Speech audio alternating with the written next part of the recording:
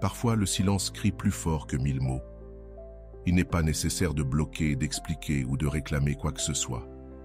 Il suffit simplement de disparaître avec dignité et de commencer à guérir en silence.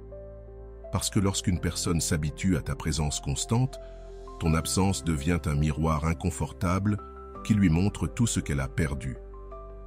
Cette vidéo n'est pas une vengeance. C'est une leçon de puissance intérieure.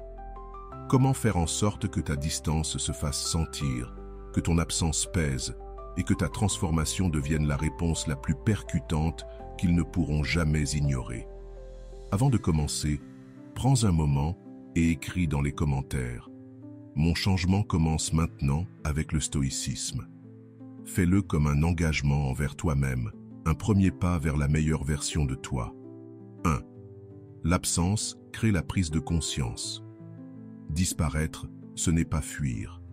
C'est un acte de fermeté. C'est choisir de ne plus rester là où tu n'étais pas apprécié, là où tes efforts étaient pris pour acquis. Tant que tu es présent, beaucoup se contentent de ton soutien, de ta constance, de ta disponibilité émotionnelle. Mais quand tu te retires en silence, sans justification ni plainte, c'est là que commence le vrai réveil chez les autres. Soudain, tout ce que tu offrais devient lourd.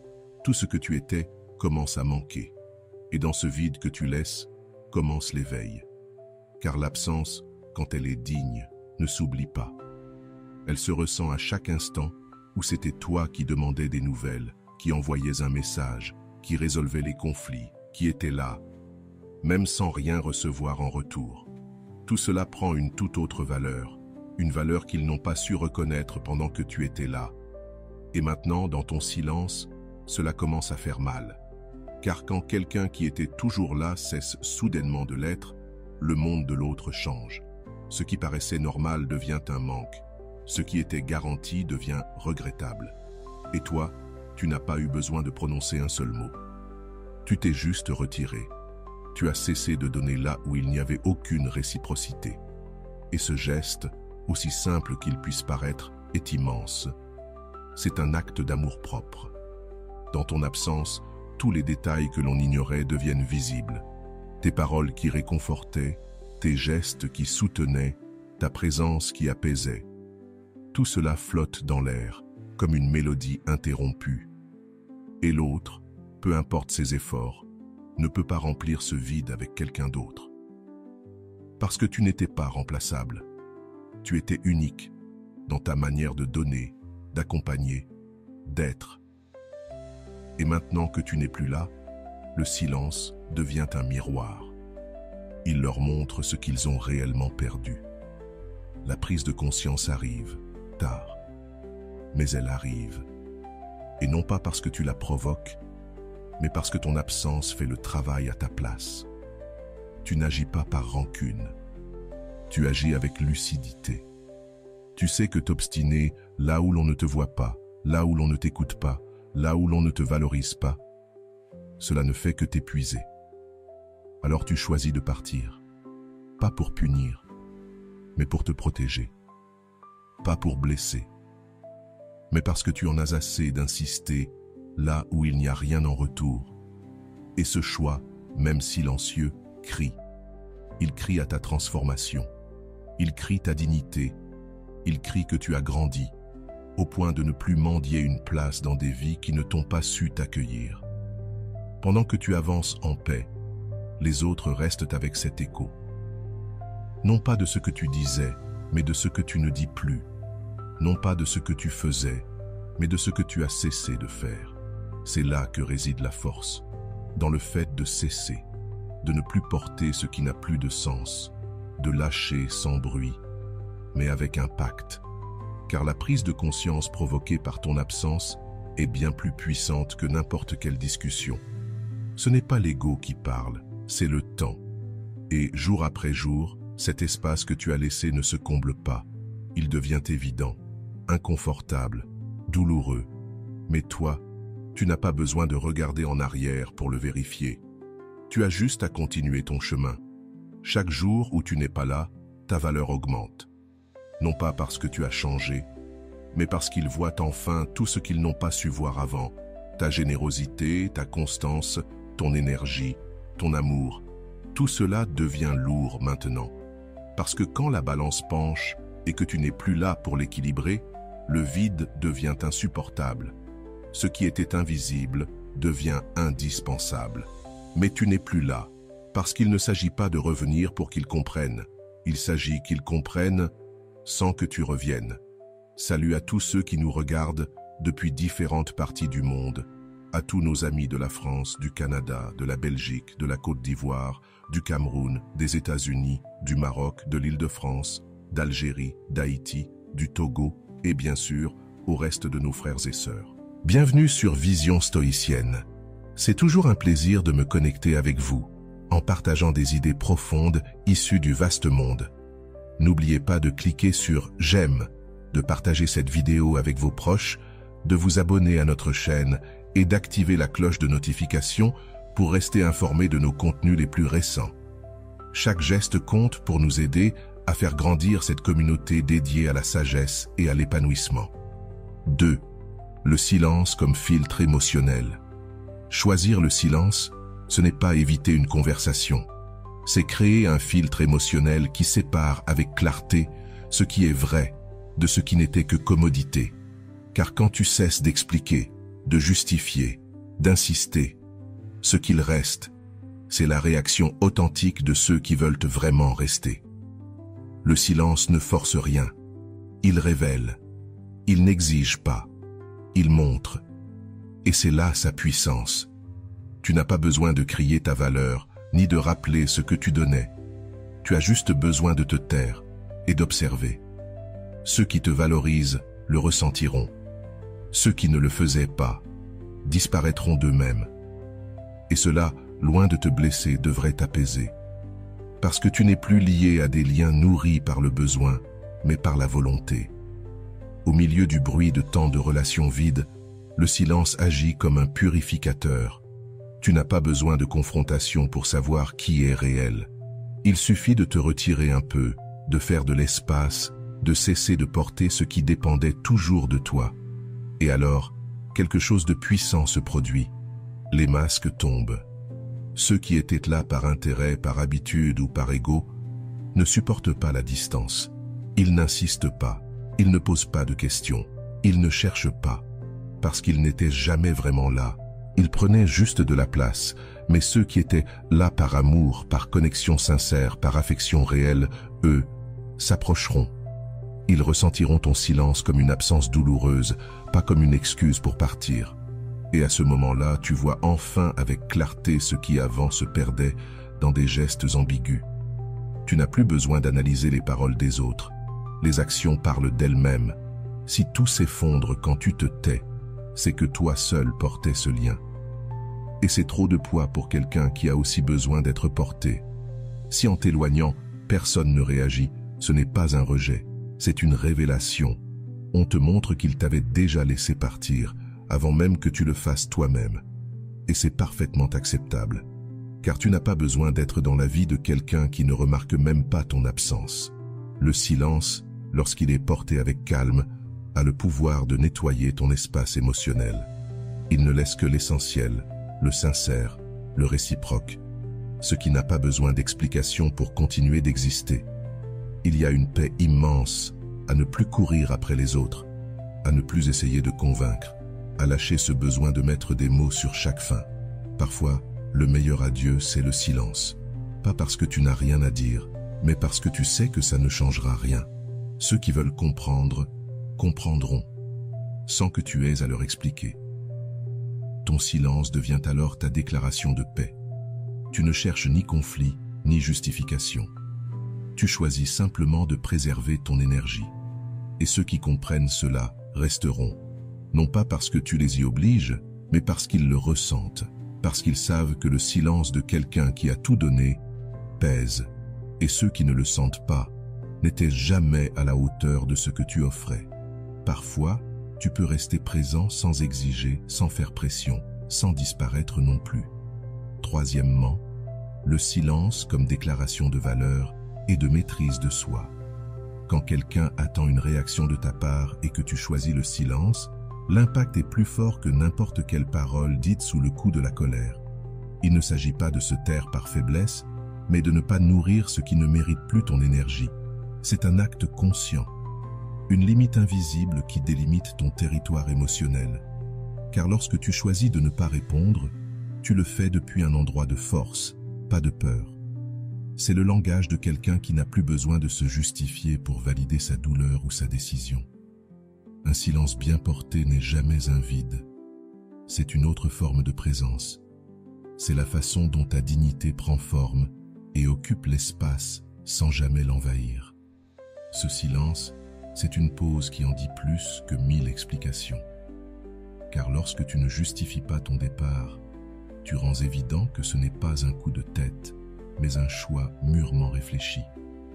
La personne qui t'a blessé ne le comprendra peut-être pas tout de suite. Elle pourrait interpréter ton silence comme de l'indifférence ou de la froideur. Mais avec le temps, l'écho que tu laisses derrière toi commence à résonner. Ce silence devient une question persistante. Pourquoi ne dit-il ou elle plus rien? Pourquoi ne me cherche-t-il ou elle plus? Pourquoi ne réclame-t-il ou elle plus rien? La réponse n'est pas en toi, mais dans ce que l'autre n'a pas su préserver. Ton silence devient un miroir inconfortable qui lui renvoie son manque d'attention, son manque de vision, son erreur. Car lorsque tu n'es plus là, tout ce que tu étais devient plus clair, et c'est là que naît le vrai regret. Lorsque ton absence parle plus fort que ta présence. Tu n'as pas besoin d'écrire de longs messages, ni de lancer des pics sur les réseaux sociaux. Tu n'as pas à expliquer pourquoi tu es parti, ni pourquoi tu ne t'accroches plus. Le silence suffit. Parce que celui qui avait accès à ton temps, à ton attention, à ton dévouement, sait très bien ce qu'il a perdu. Peut-être qu'il ne le dira pas. Peut-être qu'il ne l'admettra jamais.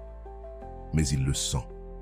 Et ce qui se sent en silence fait encore plus mal, car on ne peut ni discuter, ni négocier avec cela. C'est là, présent à chaque instant, comme une ombre qui suit les souvenirs de ce que tu étais, de ce que tu faisais, de ce que tu offrais sans rien attendre en retour.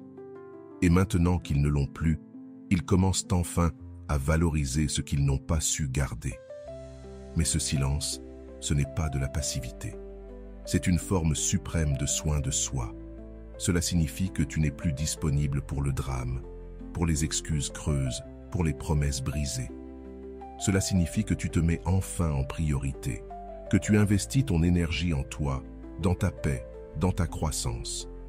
Tu as cessé de chercher à l'extérieur ce que tu devais te donner à l'intérieur, le respect, la valeur, la cohérence. Et même si ça fait mal au début, même si tu ressens l'envie de crier tout ce que tu ressens, tu sais qu'en te taisant, tu protèges ce que tu es en train de construire. Pas par rancune, mais par clarté, par une profonde compréhension que tout le monde ne mérite pas la version la plus vulnérable de toi. Et pendant que tu guéris en silence, celui qui t'a perdu, lui, commence à lutter contre le sien. Tu n'as plus besoin de punir qui que ce soit. Le simple fait d'avoir disparu avec dignité produit déjà un effet.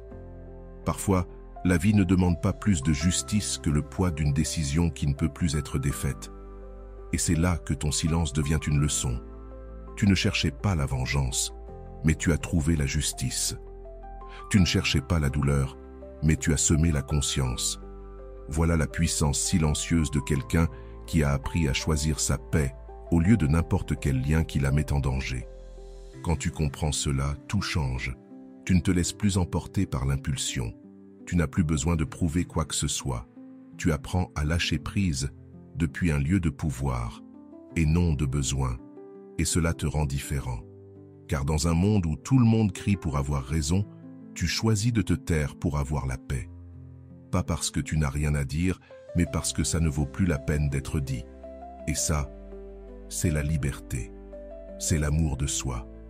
C'est une déclaration silencieuse que ta valeur n'est plus en jeu. Elle est intacte, solide, soutenue par toi. Et à partir de là, tout ce qui entre dans ta vie devra être à la hauteur de ce silence, qui a déjà tout dit. Quatrièmement, ne te compare pas à ceux qui t'ont remplacé. Se comparer à celui ou celle qui t'a remplacé est l'un des pièges les plus cruels que tu puisses te tendre.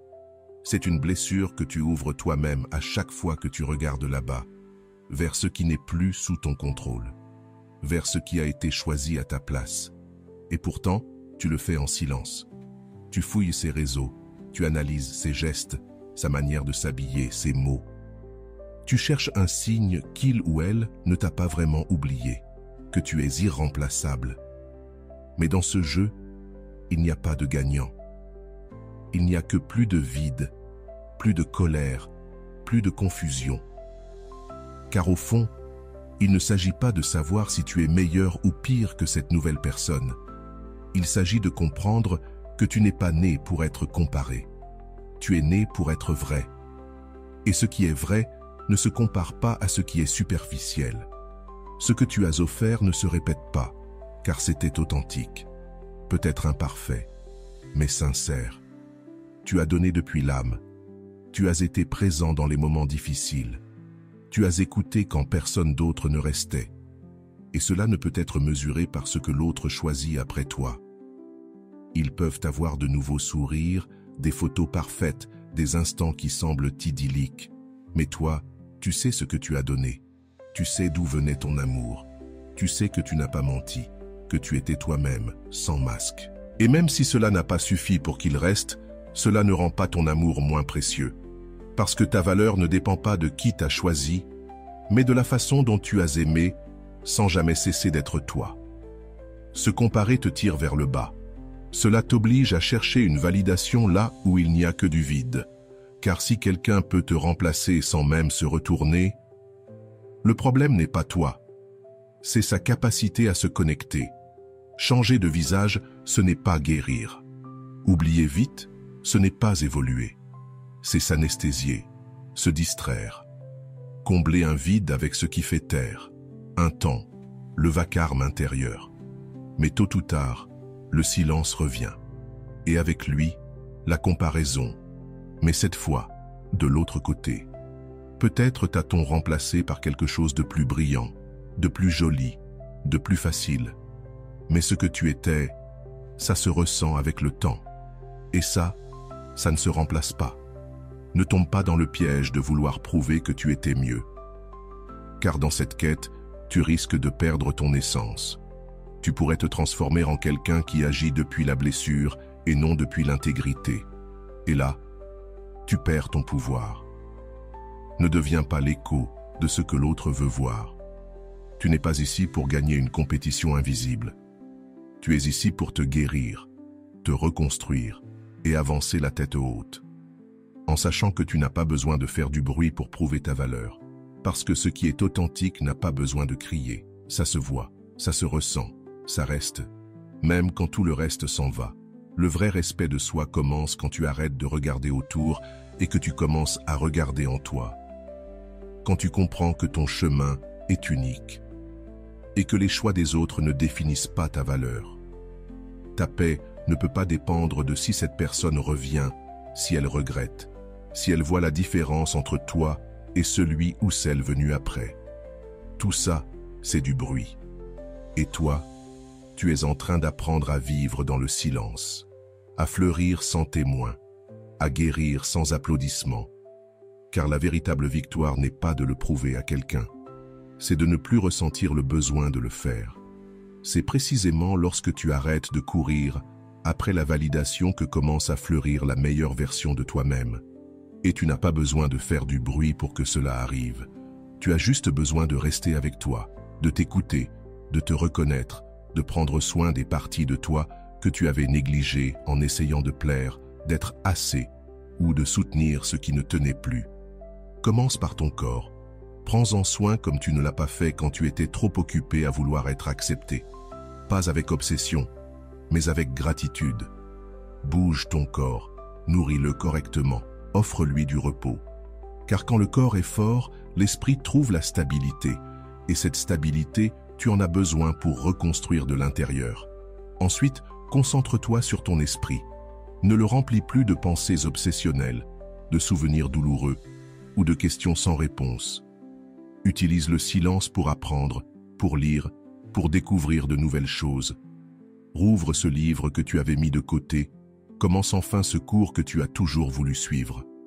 Que chaque minute passée seule devienne un acte de construction. Et n'oublie pas ton esprit, ton âme, car c'est là que réside le noyau. Le silence n'est pas qu'une absence de bruit, c'est une opportunité d'écouter ce que tu avais ignoré, tes vrais besoins. Reconnecte-toi à ce qui te rend vivant, à la musique que tu aimais, à l'art que tu as mis de côté, à l'écriture que tu as abandonnée pour des relations qui ne t'apportaient rien. Fais de ta solitude une façon de t'aimer. Offre-toi la chance de te retrouver, sans peur de ce que tu découvriras. Car ce que tu trouveras, même si ça fait mal, sera vrai. Et avec la vérité, on peut toujours recommencer. Pendant que les autres courent vers des distractions pour ne pas ressentir le vide, toi, tu choisis de rester là et de le transformer. Tu ne fuis pas la douleur. Tu l'observes, tu la comprends. Tu l'utilises comme matière première pour ton évolution. Car chaque blessure, si elle est traitée avec conscience, devient une force. Et chaque silence porté avec dignité devient un socle solide. Il y a du pouvoir dans le fait de ne pas réagir. Il y a de la magie dans le fait de ne pas chercher à l'extérieur ce que tu dois bâtir à l'intérieur. Et ce travail silencieux, c'est ce qui te différenciera. Car lorsque tu reviendras dans le monde, tu ne le feras plus depuis le manque, mais depuis la plénitude. Tu n'as rien à prouver. Ce que tu fais maintenant, dans la solitude, sans applaudissements ni témoins, sera évident plus tard. Tes actions parleront pour toi. Ton énergie nouvelle se sentira sans que tu aies besoin de dire un mot. Car quand tu te transformes de l'intérieur, ta présence change. Cela se voit dans ton regard, ta posture, ta manière de parler, ta paix. Et cette paix sera ton bouclier, ta vérité, ta carte de visite. Tu ne réagis plus par besoin, mais par choix. Tu ne donnes plus ton énergie à n'importe qui, car tu sais combien elle t'a coûté à récupérer. Fais du silence ton laboratoire personnel, l'endroit où tu te reconstruis avec intention. Ne te presse pas de montrer des résultats. Ce processus n'est pas pour les réseaux sociaux. Il n'est pas pour celui qui t'a quitté. Il est pour toi. Pour que, lorsque tu te regardes dans le miroir, tu vois quelqu'un qui a choisi de ne pas rester brisé. Quelqu'un qui a choisi de grandir, même quand tout poussait à tomber. Il ne s'agit pas de prouver aux autres ce qu'ils ont perdu. Il s'agit de te prouver à toi que tu peux être plus fort, plus sage, plus authentique. Pas pour eux, pour toi. Garder le silence est une discipline émotionnelle. Le briser par anxiété, c'est retourner là où tu as été blessé, en espérant qu'on t'y accueille autrement. Et le plus dur, c'est que bien souvent tu sais qu'il n'y a rien de nouveau, que rien n'a changé.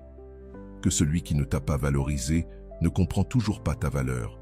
Mais le besoin émotionnel de savoir s'il pense à toi, s'il te regrette, peut être si fort que tu oublies pourquoi tu es parti. Tu oublies combien il t'a fallu de force pour t'éloigner. Et en un seul message, tu rends tout le pouvoir que tu avais reconstruit avec tant d'efforts. C'est pourquoi garder le silence n'est pas de l'indifférence. C'est de la discipline émotionnelle. C'est se rappeler chaque jour que ton bien-être ne peut dépendre d'une réponse extérieure. Ce n'est pas facile. Il y a des jours où l'envie d'écrire, de demander, de chercher un signe de connexion devient presque physique. Ton esprit justifie « je veux juste savoir s'il va bien », ce n'est rien de grave. Mais au fond, tu sais que ce n'est pas juste un salut, c'est une peur, une partie de toi qui n'a pas encore lâché prise. Et si tu agis depuis ce vide, depuis ce besoin, tu te brises. Le silence que tu avais bâti comme une forteresse s'effondre sous tes propres mains. Et chaque retour te rend plus petit, plus fragile, plus éloigné de toi-même. Le véritable contrôle de soi ne se montre pas quand tout est calme. Il se montre quand ton intérieur crie une réaction et que tu choisis de ne pas bouger. Quand l'anxiété se déguise en espoir et que tu refuses d'ouvrir la porte parce que tu sais que ta valeur ne dépend pas d'une réponse, mais de ta fidélité à ta propre décision, même si cela signifie être seul avec tes pensées, même si personne ne voit l'effort que tu fais. Il y a une force silencieuse dans le fait de résister, dans le fait de respirer profondément quand tu veux agir, dans le fait de garder ce message que tu as écrit mais jamais envoyé. Dans le fait de continuer ta journée sans chercher d'excuses pour apparaître dans la vie de quelqu'un qui ne te cherche plus. Ce genre de discipline, ça s'apprend. Ce n'est pas un don, c'est une décision quotidienne. Un engagement envers toi-même, envers ta dignité, envers ton processus de guérison. Car céder au silence par impulsion, c'est revenir au point de départ. Et à chaque recul, tu perds quelque chose de toi. Confiance, direction, cohérence. Si tu as eu le courage de partir en silence, tu dois avoir le double de force pour y rester. Pas par orgueil, mais par intégrité. Ta décision était une déclaration d'amour-propre. Tu ne peux pas laisser l'anxiété la contredire. Chaque fois que tu choisis de ne pas écrire, de ne pas réapparaître, de ne pas chercher, tu te renforces. Ça ne se voit peut-être pas, mais ton esprit le note. Ton âme le ressent. Tu es en train de te dire « je peux le gérer ». Je n'ai pas besoin d'une réponse extérieure pour être en paix. Et cette phrase, répétée par des actes, construit une version de toi qui ne dépend plus de la validation des autres. Une version qui se respecte, qui ne se trahit pas, qui ne cède pas à chaque impulsion. Car elle sait que ce qui se construit dans le silence peut aussi se détruire dans l'urgence émotionnelle. Et si tu te demandes encore s'ils pensent à toi, s'ils te regrettent, souviens-toi, la réponse qui compte vraiment n'est pas en eux, elle est en toi. C'est toi qui te trahis avec un message. C'est toi qui te regrettes quand tu rends ton pouvoir en échange d'un salut incertain. La vraie question est là, car quand tu te respectes, le monde le ressent. Ton absence n'est pas un jeu, c'est une posture, une limite. Et celui qui ressent vraiment ton absence bougera, sans que tu aies à lui rappeler que tu existes. Le silence provoque des regrets, mais ce ne doit pas être ton but. Il peut avoir un effet brutal. Tu n'es plus là, et soudain, la personne qui t'ignorait sent le poids de ton absence. Comme une blessure qu'elle ne comprend pas. Tu n'as pas fait de grands discours. Tu n'as pas donné de mot final parfait. Tu es juste parti, sans bruit, sans vengeance, sans explication. Et bien que le silence ne soit pas fait pour blesser, il peut toucher profondément, dans la conscience.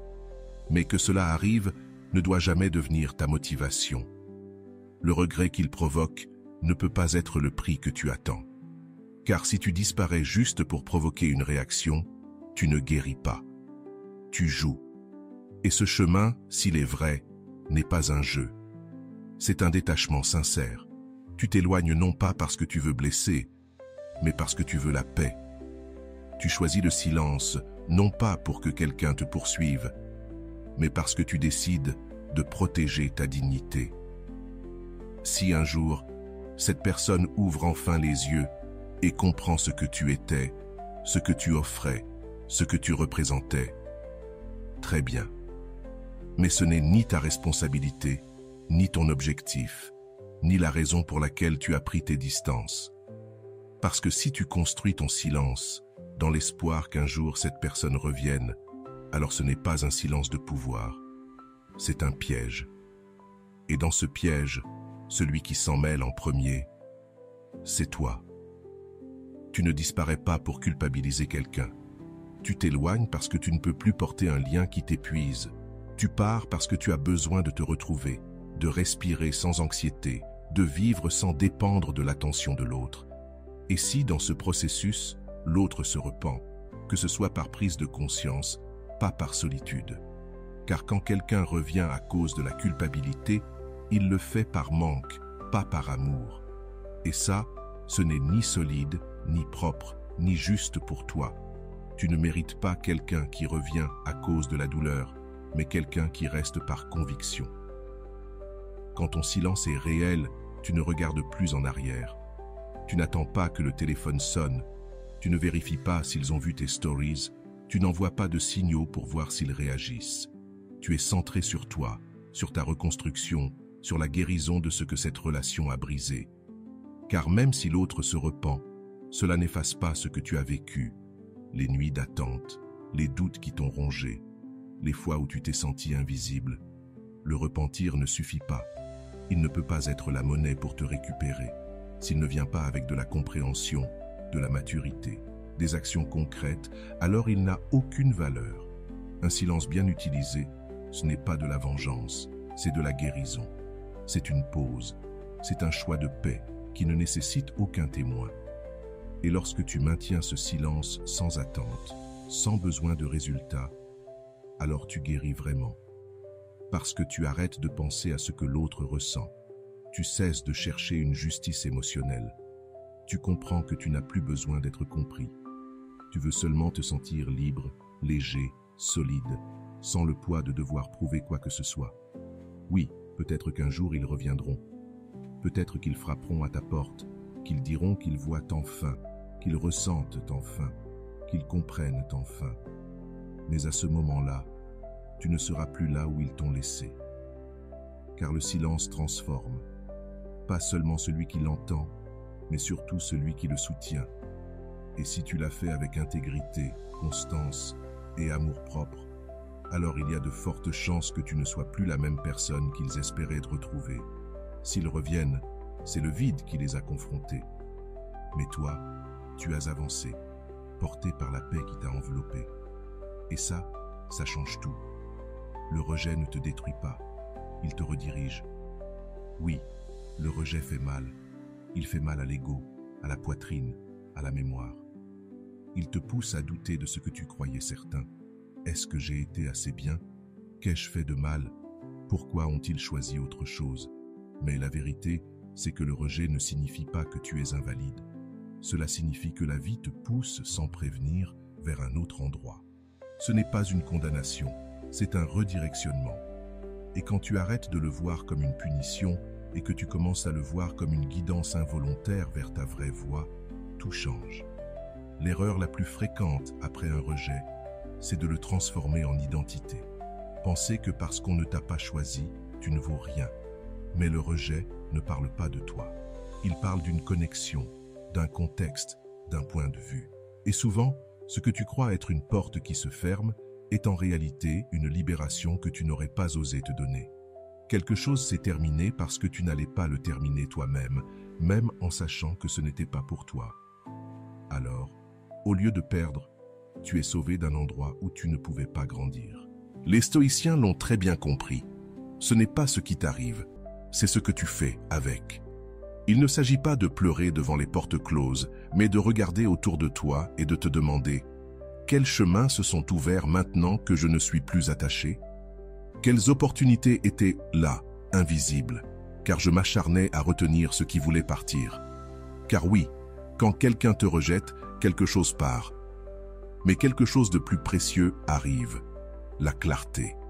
Et avec cette clarté, tu peux construire une nouvelle vie, une version de toi-même que tu n'imaginais pas, trop occupé à devenir ce que l'autre attendait. Arrête de penser à ce que tu aurais pu faire différemment. Ce qui est passé ne peut pas être changé. Ce qui vient, par contre, peut être façonné. C'est là que réside ton pouvoir. Non pas dans le retour en arrière pour corriger, mais dans le regard tourné vers l'avant, la leçon en poche et la tête haute.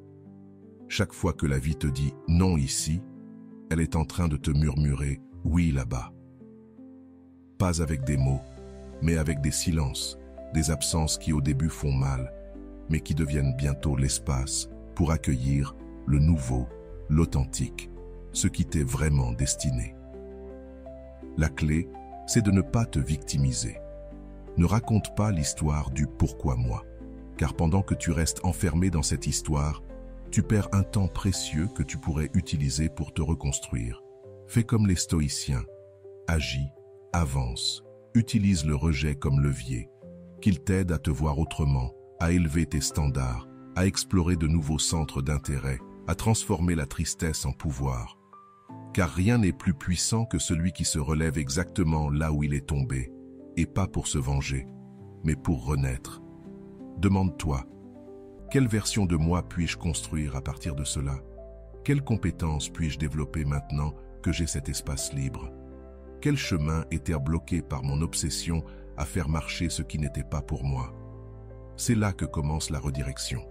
Quand tu comprends que le rejet t'a sorti d'un chemin qui t'aurait épuisé pour te mettre sur une voie incertaine peut-être, mais qui correspond davantage à qui tu es. Car désormais, Tu n'essaies plus de t'adapter, tu essaies de t'épanouir. Et n'oublie jamais ceci. Ce que tu as perdu ne définit pas ta valeur, mais la façon dont tu réagis à cette perte, oui. Et si tu choisis de réagir avec dignité, intention et action, alors tu ne fais pas que te renforcer. Tu te transformes. Tu deviens plus conscient, plus sage, plus libre, car tu n'es plus attaché à ce que les choses se passent comme tu l'espérais. Tu es ouvert à ce qu'elles se passent comme elles doivent se passer. Et ça, ce n'est pas de la résignation. C'est de l'intelligence émotionnelle. C'est comprendre que la vie ne te brise pas, elle te façonne. Chaque rejet est une sculpture de plus dans l'œuvre de ta croissance. Enfin, souviens-toi, le silence est ton pont vers la paix.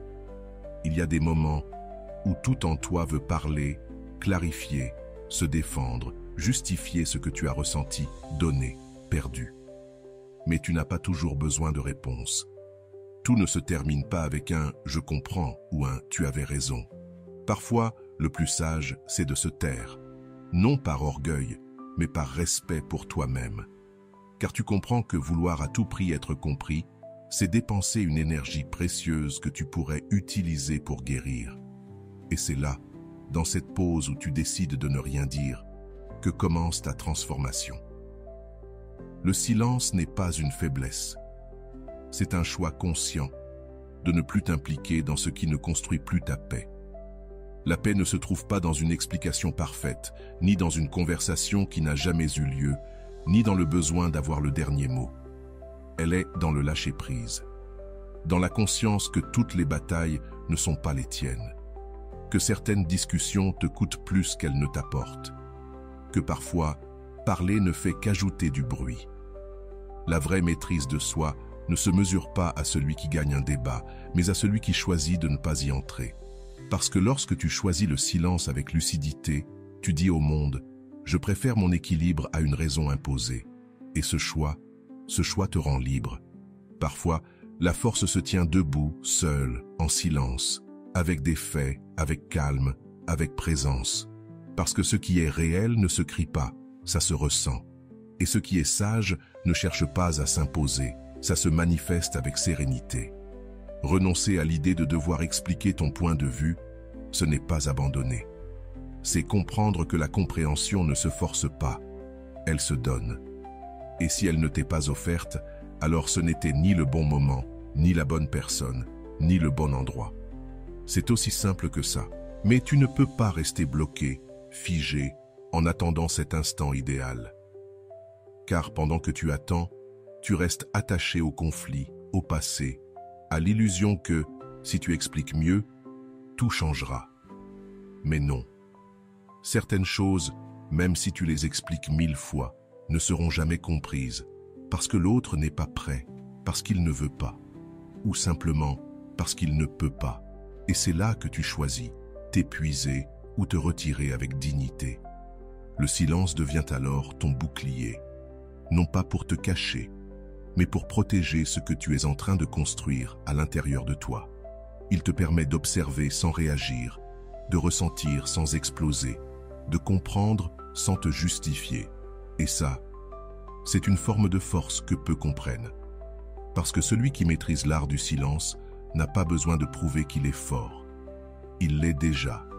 Il le démontre dans sa présence, dans sa maîtrise, dans sa capacité à rester calme, même quand tout incite au chaos. Cette paix, elle n'a pas besoin d'explication. Elle se soutient toute seule. Quand tu choisis le silence comme réponse, tu ne perds pas. Tu décides simplement de ne pas te perdre toi-même, de ne pas laisser le conflit te transformer en quelqu'un que tu n'es pas, de ne pas permettre à l'urgence d'être entendue de détruire ta stabilité. Parce que tu sais que les gens n'écoutent pas toujours pour comprendre, mais pour répondre. Et toi, tu n'es plus dans cette dynamique. Tu vibres sur une autre fréquence. Une où l'amour-propre vaut plus qu'un débat. Une où le calme est plus puissant que n'importe quel argument. Une où ta paix ne dépend plus de l'autre, mais de toi. Oui, certains penseront que ton silence est de la lâcheté, que tu es parti sans affronter, que tu n'as pas eu le courage de parler. Mais ce qu'ils ignorent, c'est que se taire quand on pourrait hurler, est l'un des actes les plus courageux qui soient, parce que l'ego veut se venger. La blessure veut crier. Mais ta sagesse, elle, choisit le silence. Et dans ce silence, il n'y a pas de reddition. Il y a de la guérison.